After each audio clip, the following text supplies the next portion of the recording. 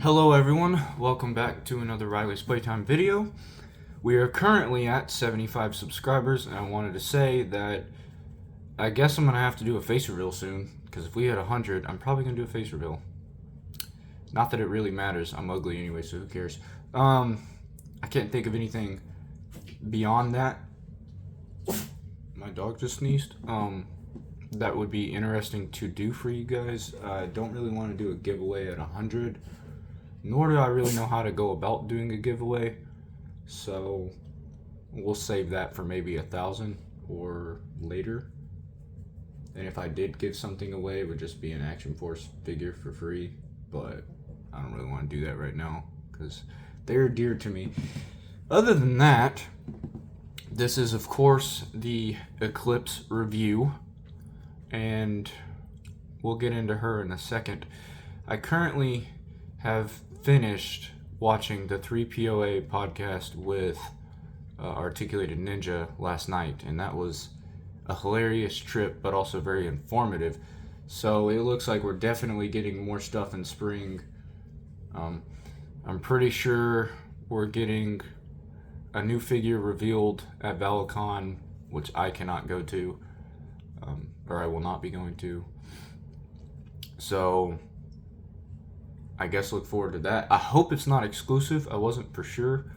Bobby was so drunk I didn't really know if he was being serious anymore.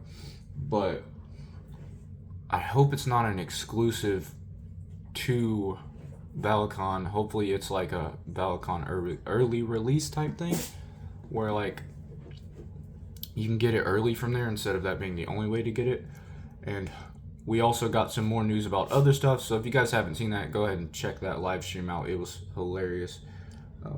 And also, we learned about a lot of Action Force that we will be getting soon. So anyways, I'm done talking about that. You guys don't care about that. You just want to see the figure, right? So this is Eclipse. Of course, we have the Series 3 packaging with that red digital camo, more like a maroon fade. Most boxes have the little fade. Pretty cool. Not a lot to talk about on front except for the figure herself.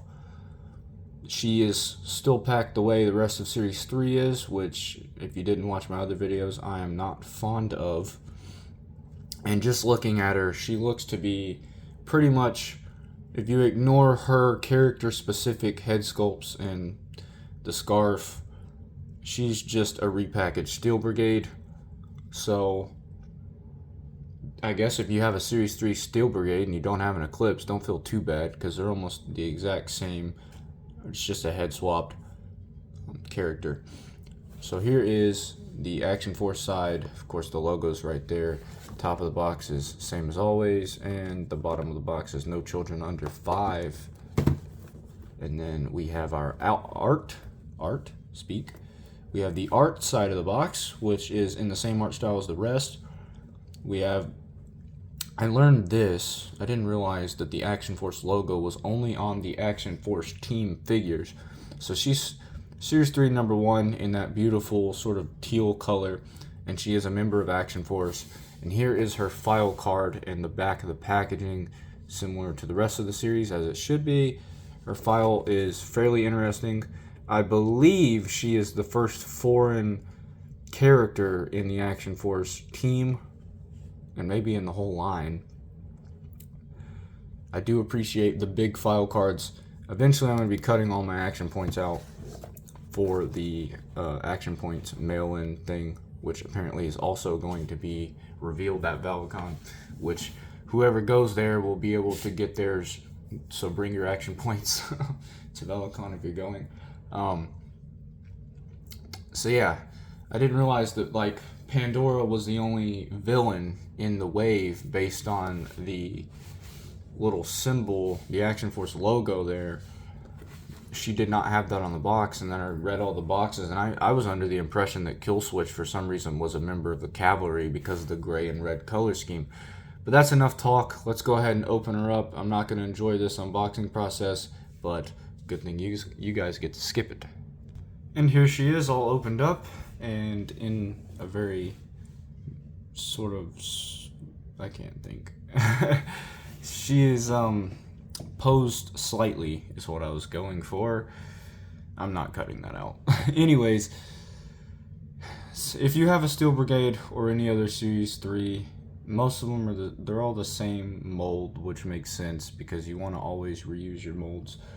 But her color scheme is very similar too. So her upper torso appears, at least to me, to be entirely Steel Brigade colors. So it's got that dark blue and then the light blue, which is kind of hidden right now on camera. But since she is so similar to Steel Brigade, I wanted to bring out my female Steel Brigade and show you just how similar she is. Obviously her pants are different, and the color scheme on the boots are flip-flopped, but they are still very similar. So her boots are like a really light gray and then dark gray for the armor pieces, and then the Steel Brigade's is black. So they're not exactly flip-flopped because there's no actual black, but they are darker gray, which makes them very similar.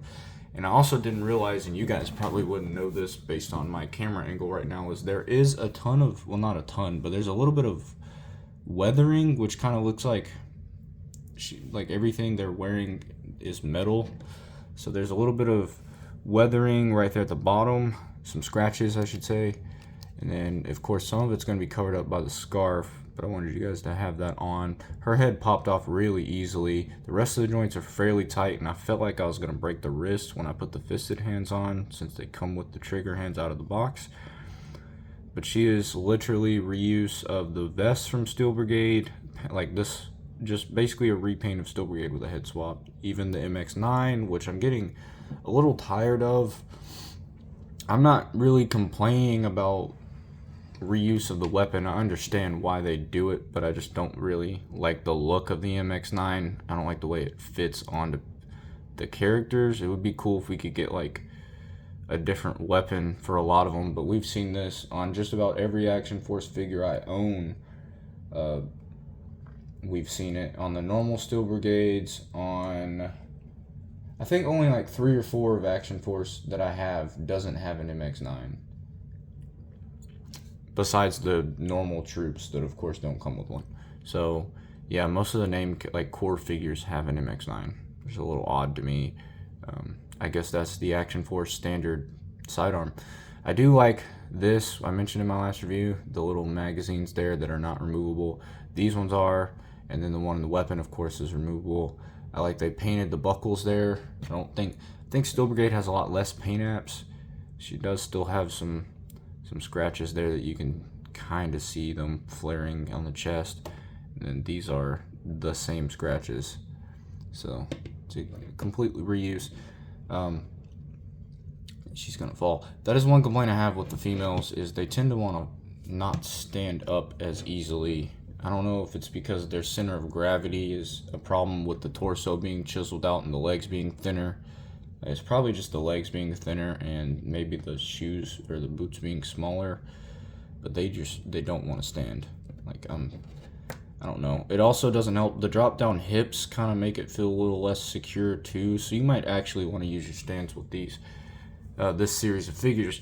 But getting into the accessories, she comes with basically the exact same weapons as Steel Brigade, so that's why I wanted to go ahead and have Steel Brigade here as well, because she comes with the Steel Brigade female standard issue rifle, just with black for the I don't remember what that part of the weapon is called, the receiver.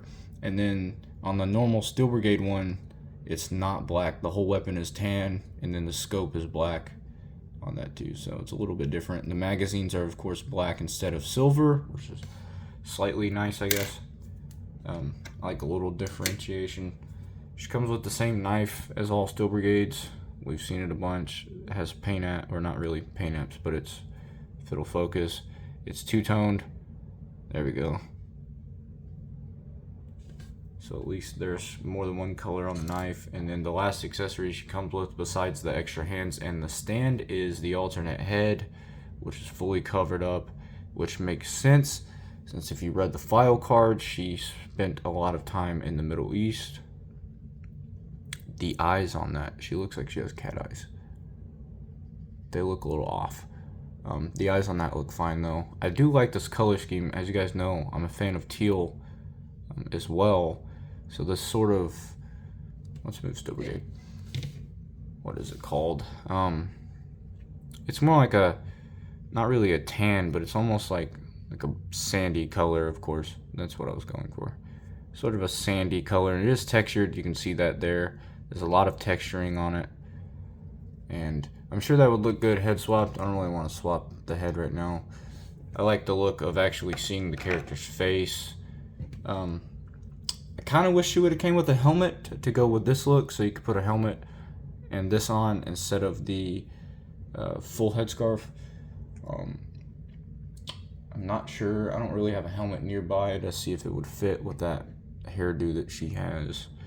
But other than that, she comes with, all of her hands are this color. She comes with the standard amount of hands and the standard gray stand that I don't really care for. Kind of wish we could get every core figure to have a different stand to make them actually, more unique and usable. She does have a hole in the back if you want to throw a backpack on. She doesn't come with anything else other than what I've already shown you. Where's a knife? Let's go ahead and put that in here. And of course, she can't hold her rifle right now because she has the fisted hands, but the knife does go in there, so she can hold all of the weapons. And if you did not know, this one, instead of the males, this is a separate piece, so it's actually attached to a belt underneath the armor instead of just being a part of the armor. There are the drop down hips that go out that far, in case you guys are wondering, to reveal more paint apps, which is quite nice. And if I remember correctly, these figures cost the same as the other series, around $33 to $34, something like that, if you ignore shipping. So even though she's slightly smaller, thinner, she does feel like she has less plastic. She is the same price. She does come with the same amount of accessories though, which is good. So let's do a little size comparison with a kneeling trooper, and then you've already seen her next to the Steel Brigade. I'm going to bring in Trigger just for the sake of, haven't shown him off that much on camera. I really like Trigger a lot, and she is actually almost as tall as him because he doesn't have a helmet. Let's bring in the Delta Trooper female, which I put the helmet from the Delta gear pack on, which I think looks nice.